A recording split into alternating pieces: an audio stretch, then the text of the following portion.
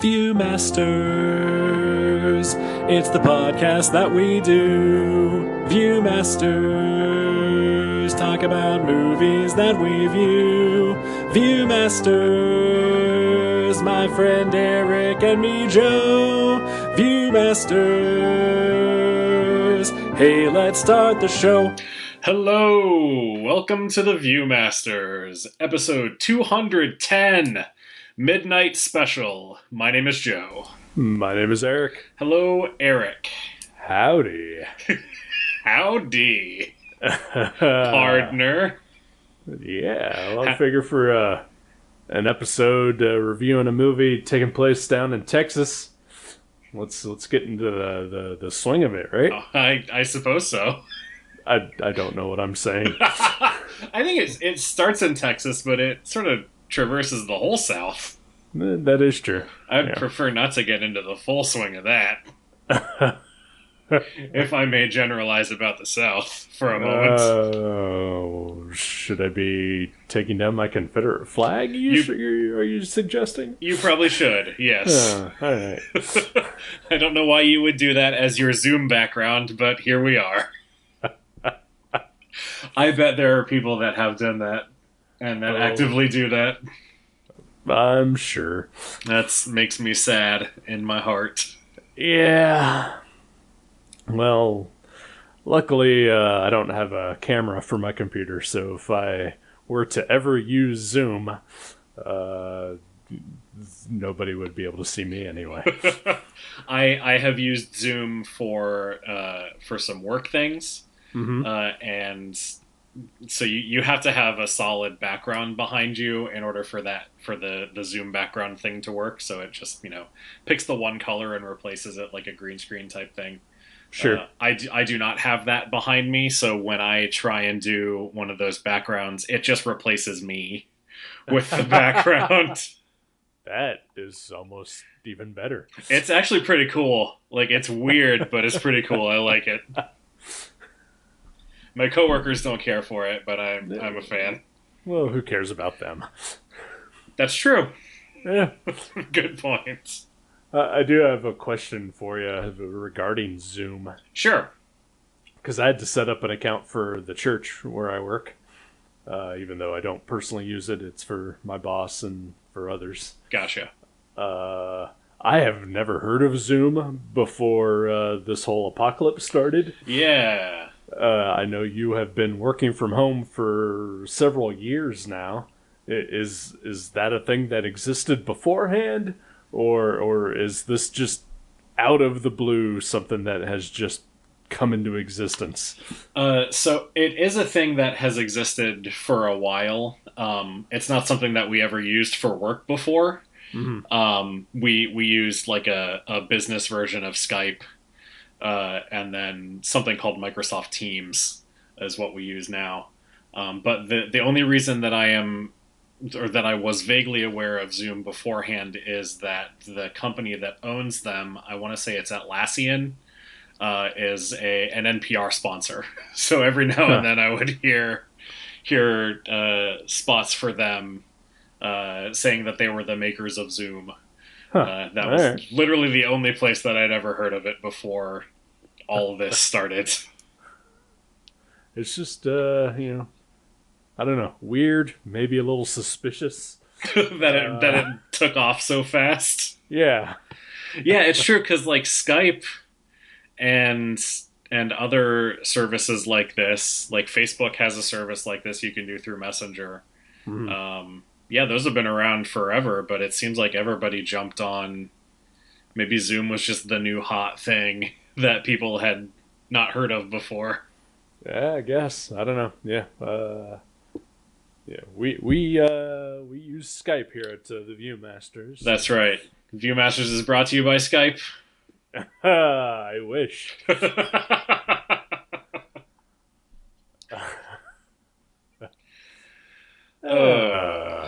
Midnight Special. This is Zoom talk with Joe and Eric. No, yeah, Midnight Special. Yeah. Do you want to talk a little bit about it since you picked it? I guess. All right. I mean that I get. That's why we're here. Oh right, yeah, I guess. I meant, do you wanna tell us who's in it and stuff? It stars Michael Shannon, who previously appeared in a movie we watched a few weeks ago called Knives Out. Mm-hmm. And it also stars a young actor by the name of Jaden Martell, who was also in Knives Out. Yes, that was a surprise. Yes, it was. He plays the Nazi kid in that movie. Yeah, also the son of Michael Shannon in that movie. Is he? Yeah. Huh. Okay. Wow. I had forgotten which characters were related to which in that movie. Yeah, he's, I think, the only child of Michael Shannon and the Garfunkel and Oates person whose name I don't remember. Ricky Lindholm. Thank you. Show some respect, goddammit. I'm sorry. I only have enough space in my brain for Kate McCucci. Because that is an excellent name. It is. It really fits her, too. It does, yeah. Yeah. She looks like a Kate McCucci. Yeah. She's very McCucci-like. McCuccish?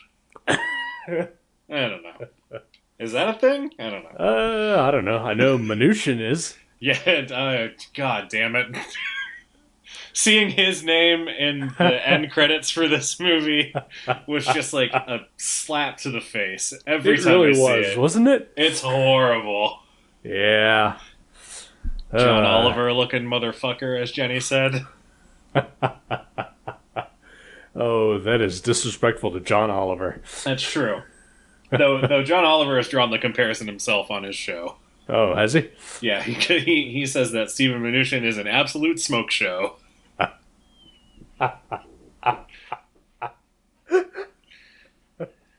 Yeah. So it's too bad that we'll never be able to watch Lego Batman ever again, right? It's, just turn it off before the credits start to roll. I think it's really okay. Oh yeah, I was not prepared for that name to pop up in the credits. It's not even something that I think about as being a possibility. Nope. One other thing I was not prepared for: Adam Driver. Yeah, I did not realize he was in this either. That was a welcome addition. That was a pleasant surprise. Yes. We have now watched multiple Michael Shannon and multiple Adam Driver movies. Yes, we have. Should probably shake it up a little bit. I guess. I don't know. It seems to be working for us. Sure. I mean, they're both enjoyable, so yeah, we should watch the full Adam Driver filmography. All right. This is now an Adam Driver fan podcast. I mean, I'm going to be completely honest. I don't particularly want to watch Marriage Story. Yeah. So, sure. Yeah, we turned on Marriage Story one day, and I feel like we got maybe 20 seconds into it, and we're like, no, we are not in the mood for this right now.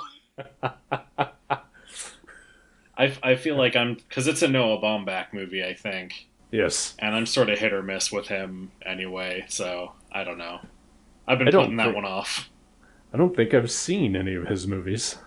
I know I watched The Squid and the Whale, and I didn't really care for it at the time. I don't know, maybe I will have a different opinion if I watched it now, but I'm good. Yeah. I mean, just the premise of Marriage Story anyway, probably not great for a married couple to watch together. Probably not, though we did watch Blue Valentine together. All right. So we made it through that. Well, that's good.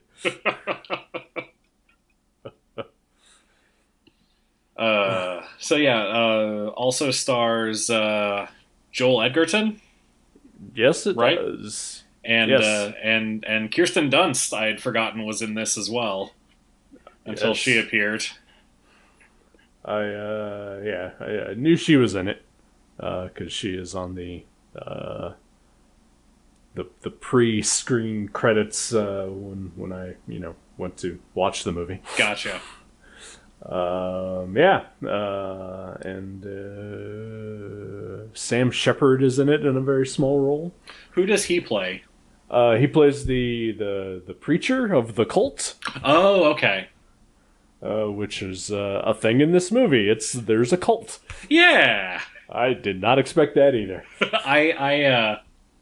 So like I think I said last week that I had seen this, but remembered nothing about it. But one of the things that I did remember was that there was a cult in this movie. So I forgot the role exactly that it played, but yeah, so that was not a surprise to me. Yeah. All I knew about the movie was the very, very basic premise of it. And I remember hearing about this on a podcast and, being interested. That's why I wanted to watch it. Yeah. So I had no idea that there was a cult subplot, such as it is. Yeah. And that there's a scene where the FBI starts interviewing different members of the cult. And when they interviewed the first female member of the cult, I had to pause it and check to see if the actress was from The Unbreakable Kimmy Schmidt. Because she totally reminded me of one of the cult members from The Unbreakable Kimmy Schmidt. She just got out of the bunker. Yes. Yeah, I wish that the cult stuff had been fleshed out a little bit more, because that's interesting. Like, we see a little bit of one of their services, and then we get some background on it based on the interviews, and then just a little bit of exposition later on. But I feel like that's an interesting aspect of the movie that didn't really that wasn't as developed as I would have liked. I want to know more about the cult and what they were doing there. Yeah, I agree with that for sure. We know that they apparently believe they're being saved from an apocalypse. Naturally. They have this little boy who has special powers of some sort. That, But yeah, I mean, like halfway through the movie, they sort of just fall out of the movie. We follow two sort of cult assassins at one point, and even they are dropped out of the movie pretty quickly and unexpectedly. And yeah, there's not a lot to it that we learn about, which like you said, it was a pretty interesting aspect of the movie that just it has an effect, but yeah, like I want to know more. I definitely want to know more about Michael Shannon's character and his involvement in it as well. Yeah, and like we know that there are people who have gotten out of the cult, because we meet one of them relatively early on in the movie. And I also I wasn't sure if Kirsten Dunst's character had been a cult member as well. Because I mean, she had the long braid, which seemed very, very culty to me. Yes. But that's not made explicit that she was a member of the cult as well. Yeah. So, or if it is, I missed it. It's not so much made explicit, but it is heavily implied.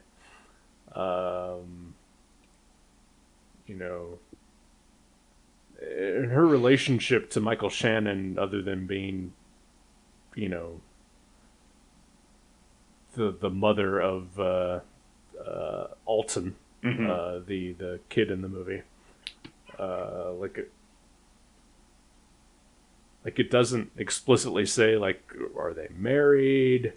They don't seem to have much of a relationship with each other. Right. Yeah. Other than she, uh, you know, left the cult and basically abandoned her child there for whatever reasons we're not quite sure. Yeah.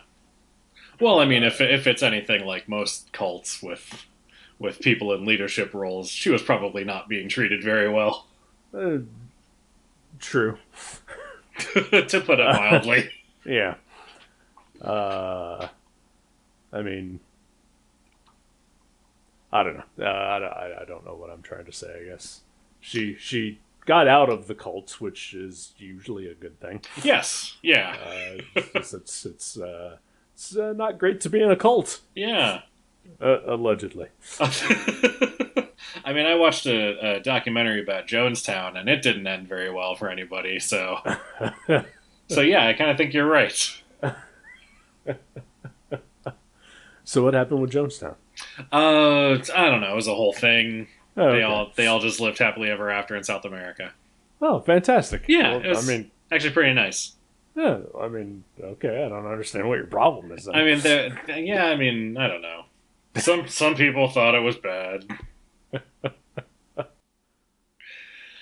Oh boy, it's real bad, guys. Yeah, no, yeah, don't join a cult. Don't join a cult. You're in a cult. Call your dad. Yep.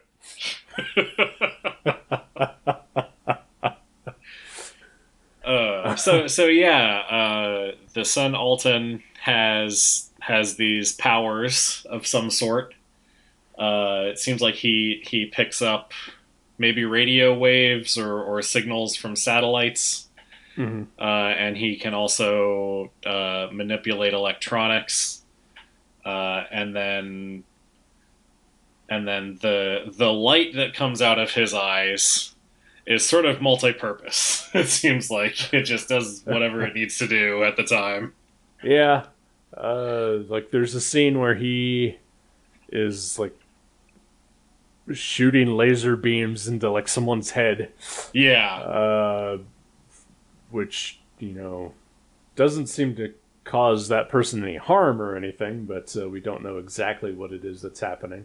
yeah. It seems like maybe it gives people visions. Yeah, But again, yeah, it's not really said specifically what it is. because he does do it again to Adam Driver later in the movie. Although we don't see it as explicitly as we did earlier in the movie. Yeah. And then yeah, sometimes he just like Cyclops is out and just blasts light out of his eyes Yeah. for no reason. But he can also, bring down satellites from space and cause earthquakes and shit. Yeah, he's pretty powerful. It's kind of terrifying. So there is one thing about the movie that caused me to. It just took me out of it a little bit. Okay. Is and I know that this kid has special powers and all that, but he's allegedly an 8-year-old kid, Hmm. and I know and have interacted with a couple of 9-year-olds, and this kid does not act like an 8-year-old kid, No. nor does he look like an 8-year-old kid. Or talk like an 8-year-old kid. He definitely does not talk like an 8-year-old kid. He's like just a super precocious, tiny adult. Yeah. And also, I mean, the actor himself, he was like 13 when this movie was made. Okay, yeah, I wondered how old he was. Yeah. But yeah, just, I don't know. I feel like other than him reading comic books, and admittedly he is, has lived his entire life in a cult. Right. But if there was just something else about him that was more childlike, I think would have maybe been better executed. Yeah, I can see that. I also I think I sort of give it a little bit of a pass there because of the what turns out to be the nature of who and what he is. Sure, I mean, that definitely plays a part, but I don't know, just like the fact that the Lucas character, played by Joel Edgerton, has given him comics to read, and he seems to just be fascinated with them. I think a little more of something like that just sort of grounds him to, human childhood. Yeah, no, I can totally see Would have that. been a little bit better. Yeah, he does play with Legos at one point. Does he? There's one point where he it's when they're at his mother's house, Mm-hmm. and he's just building random stuff. He builds sort of what looks like a satellite or like a receiver or something out of Legos. Totally missed that part. Yeah, and I think, was it there, or yeah, no, I think it was there. And it only really stuck out to me because later on, when the cult assassins end up at their house or at her house after they've left, and Mm-hmm. one of them like picks up the Legos that he made to look like the satellite. Okay. Yeah, I missed that entirely. Yeah, it's very brief. So let's talk comics. Yeah. Yeah, could you tell what comics he was like what specific comics he was reading? He at least had one issue of John Byrne's Superman, Right. and I believe in an earlier scene he was reading some sort of Teen Titans comic. Yeah, I definitely saw Starfire and Blackfire. Yeah, yeah, So probably puts it around the early 20s of the if it's the first new Teen Titans series, puts it around the early 20s. If it's the Baxter series, then probably mid-teens somewhere. sure. It didn't look like it was a Baxter series. It did The not. paper looked like newsprints, and Yeah. yeah. Although for a brief second, and definitely sort of Mandela'd myself. It looked like Thanos was in it, Oh wow. but like I specifically saw Starfire, and so it was like, was Thanos in the Teen Titans X-Men crossover? Yeah, he was not. No, yeah, that was Darkseid and Phoenix were the heavies of that one, right? Right. Yeah. So, and yeah, so anyway. Now, as far as the Superman goes, he asks what kryptonite is Mm-hmm. while he's reading the issue. And to my knowledge, there's only one John Byrne Superman story that included kryptonite, which is the very first issue with Metallo. Yes. So maybe that's the issue of Superman that he's reading. I think you're right, because I definitely recognized a few panels from that issue of Superman being felled by kryptonite. Right. Yeah. Yeah. But then also, kryptonite did show up again at the end of John Byrne's run. That's true, it did.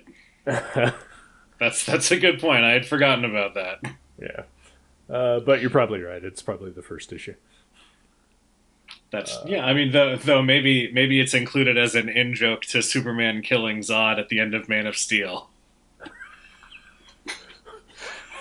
It's like Michael Shannon was like, no, we need to include this issue of Superman because it's justification for the end of this other movie I was in. Oh man. I keep forgetting that he is in that movie. I frequently forget that movie exists. I try to. Well, I'm sorry for reminding you. It's all right. It does bring a little bit of extra humor to that particular scene where he asks what kryptonite is. It was all I could think of.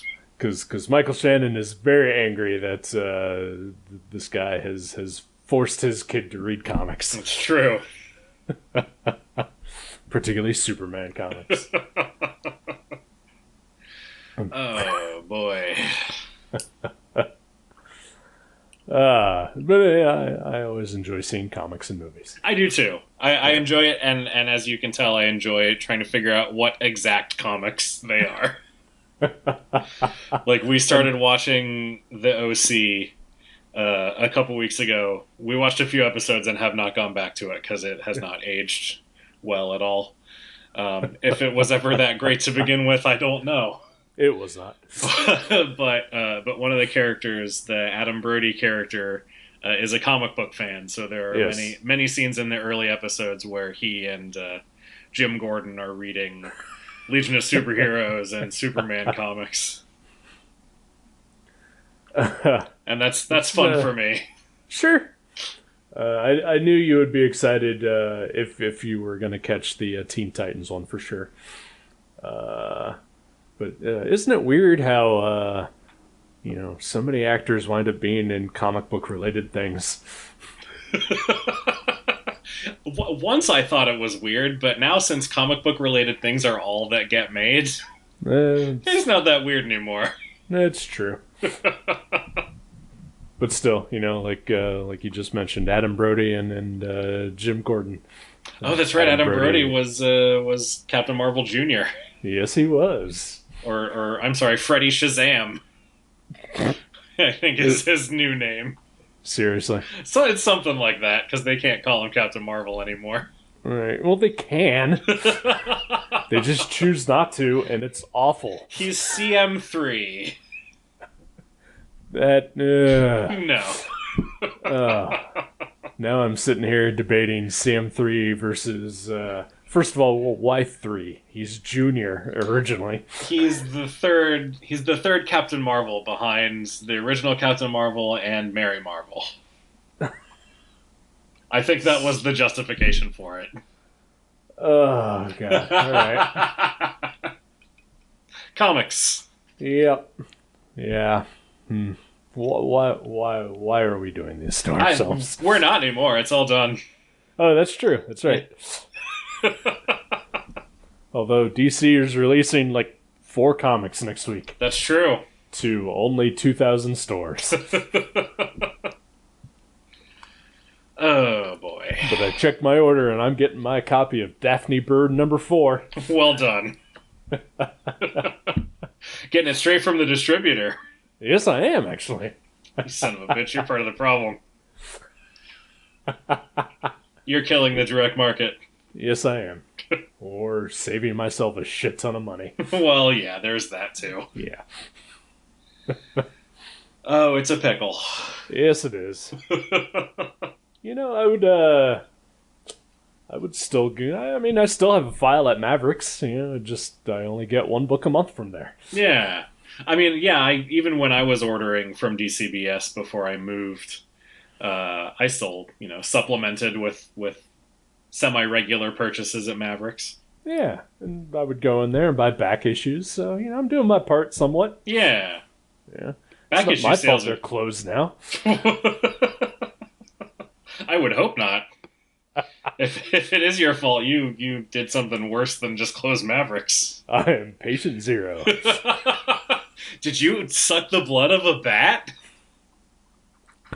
Yep. Wow. I went to Wuhan, China.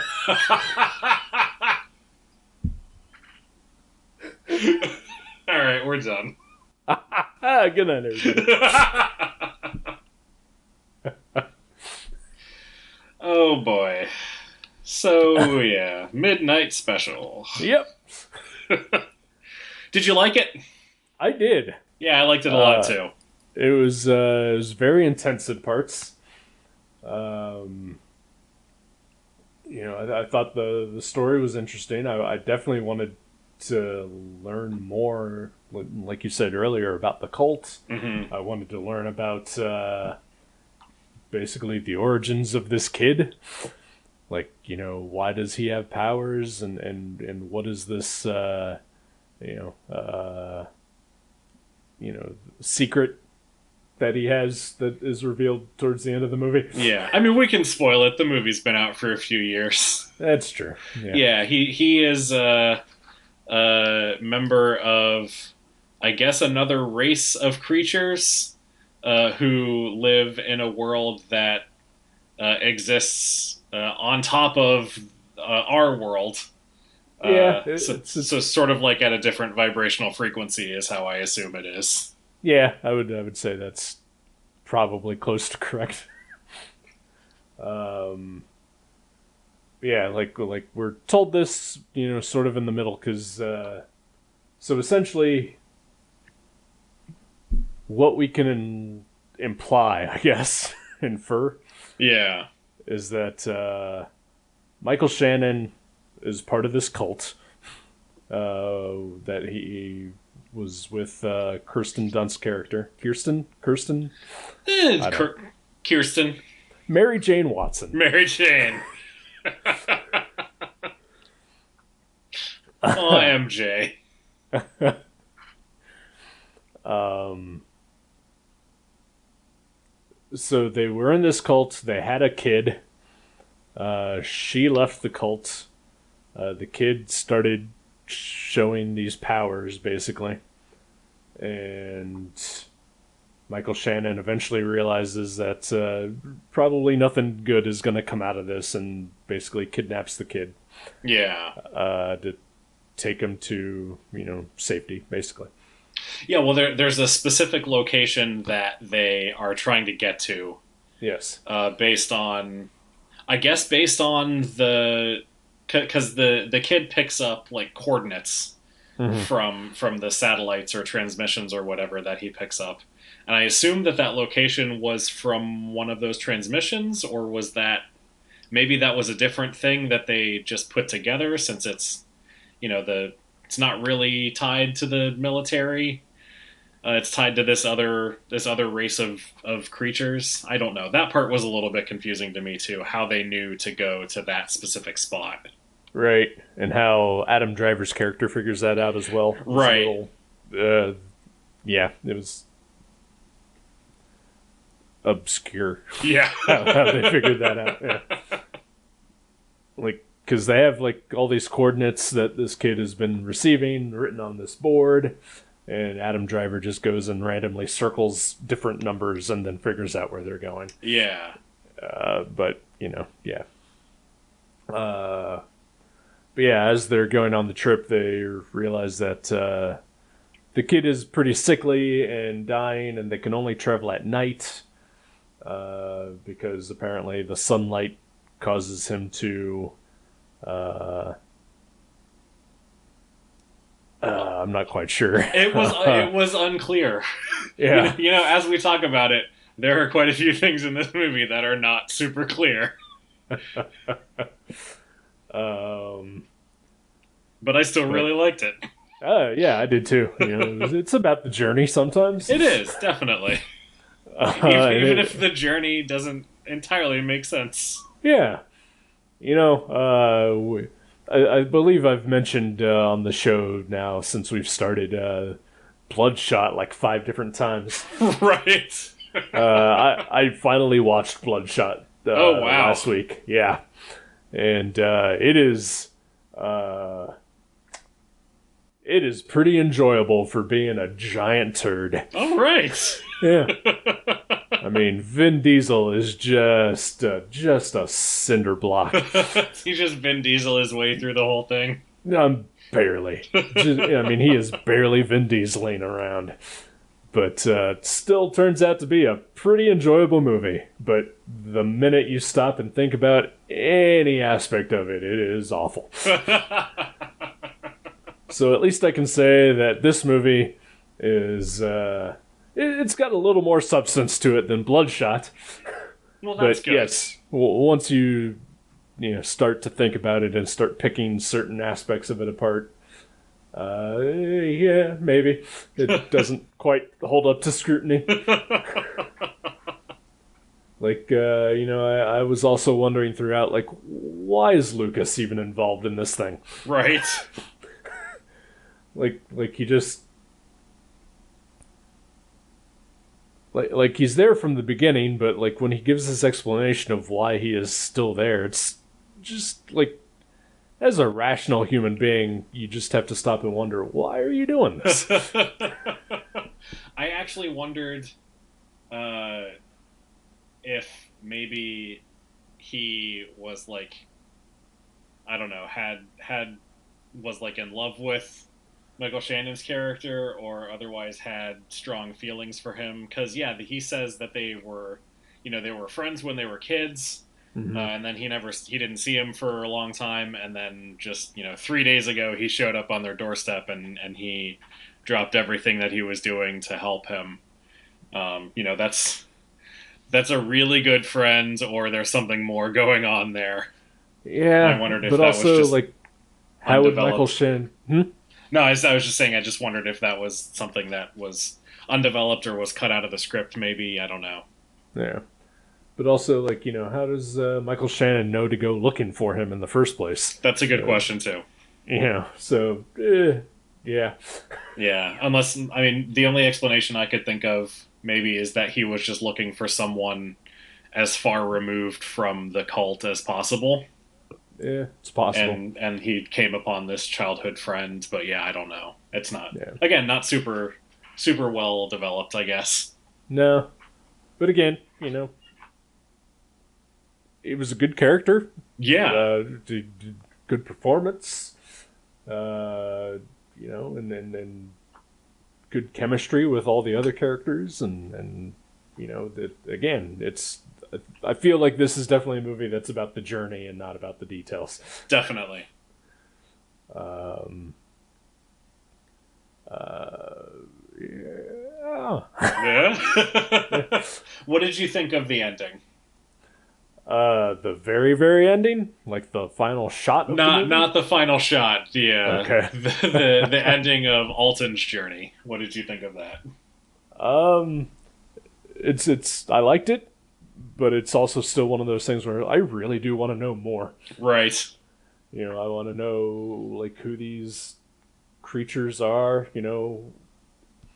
Like is because clearly Alton has human biological parents, and spoiler, the final shot of the movie may give a hint to that, but like how did he get these powers? Like, is this like, how is the society working Right. with all these huge, fantastical structures that they have?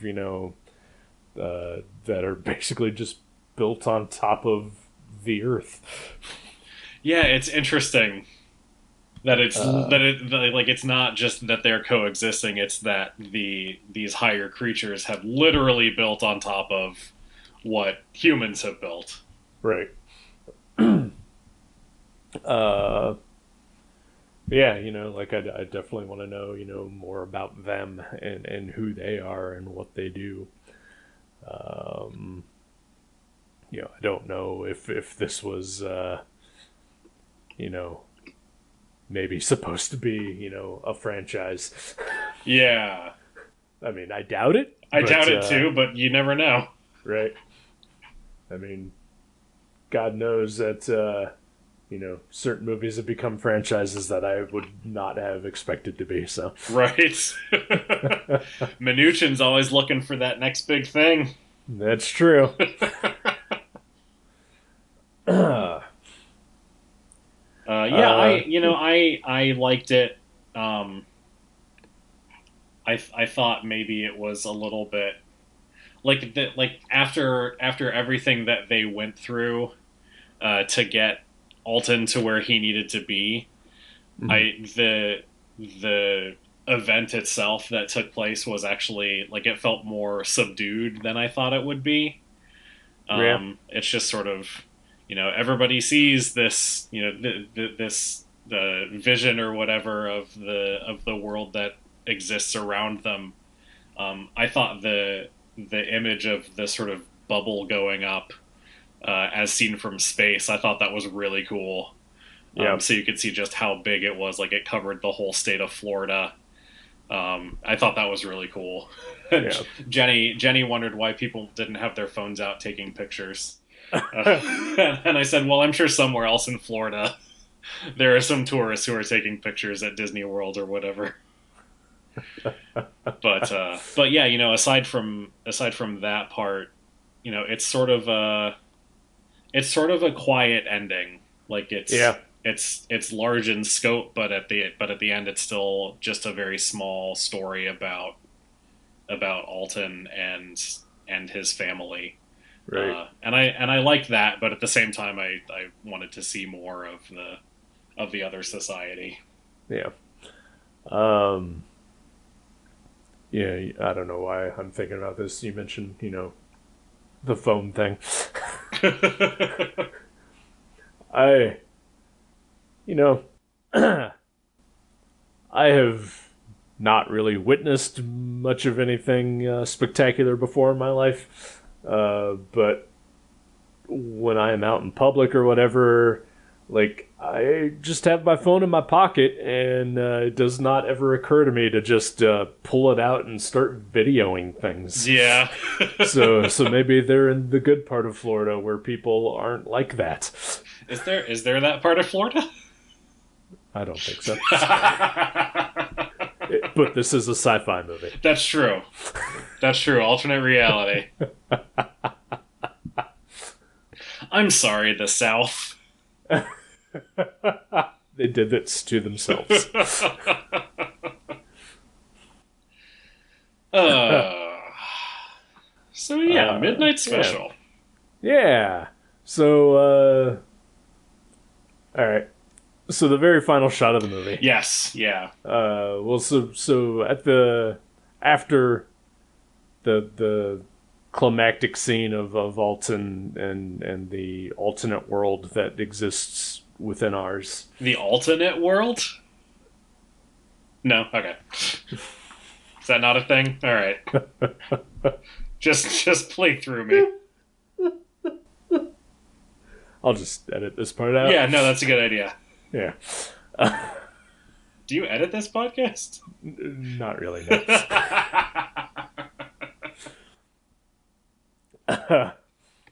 No.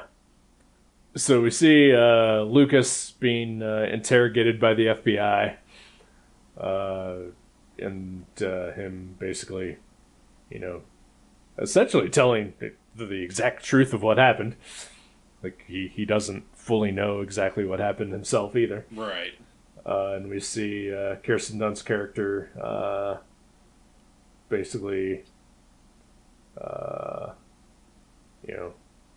becoming a fugitive, Harrison Right. Ford Yeah. style. Yeah, because they're looking for her. Yeah. Because she was the last person seen with Alton, and the government has no idea. So yeah, we see her Yeah. cut off her braid, Yep.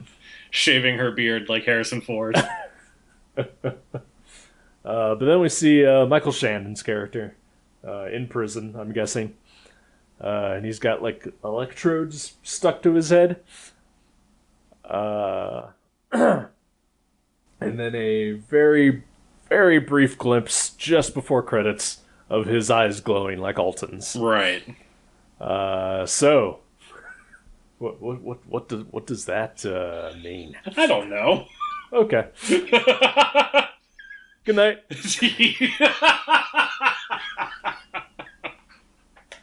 No, it means he's I guess part other world creature maybe. No, I don't know what that means other than look at this. Yeah, it is. Eh? I kind of felt like that too. Yeah. Yeah, that was maybe the one part of the movie that didn't land for me. Yeah. But, otherwise, yeah, I really like the going of the movie. Yeah. The going of the movie? I don't know what's happening to me. What does that mean? Oh, no. Oh boy. I also enjoyed the going of this movie. And the coming of it as well. All of the travels of the movie were good to me.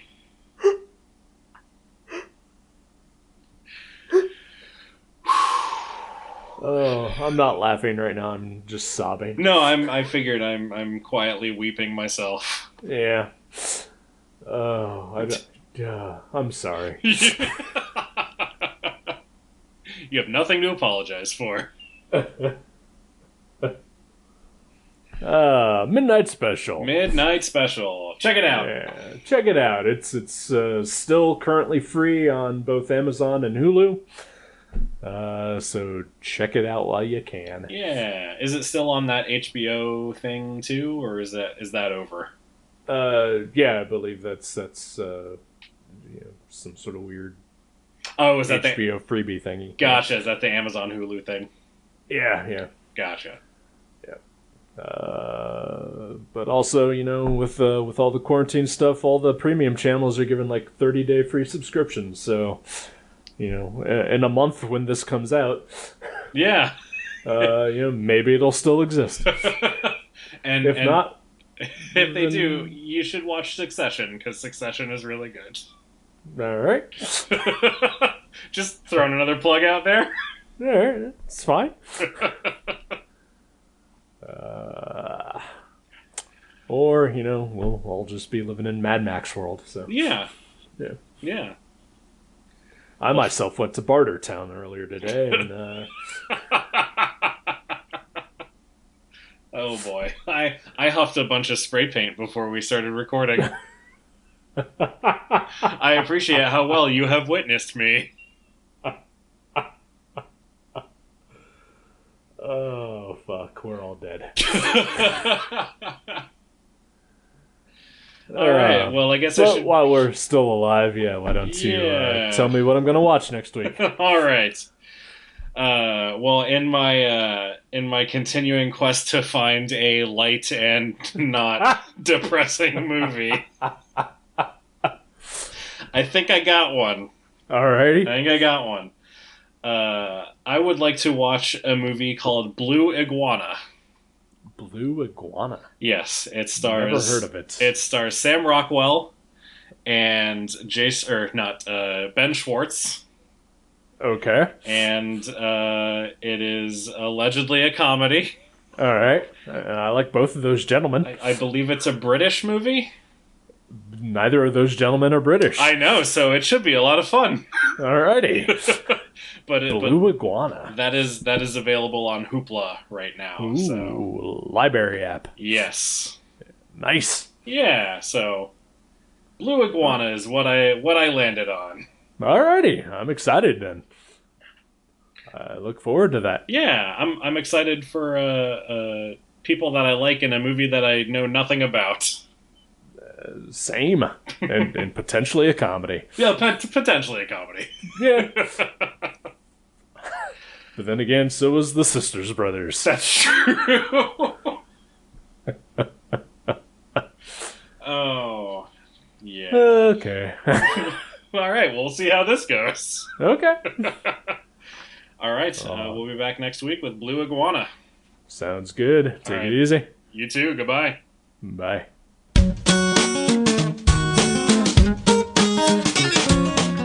Thank you for listening to The Viewmasters. You can subscribe to the show directly at view.guttertrash.net or at iTunes and leave us a review. Visit view.guttertrash.net for email information and links to Facebook and Twitter. We'll see you next time on The Viewmasters.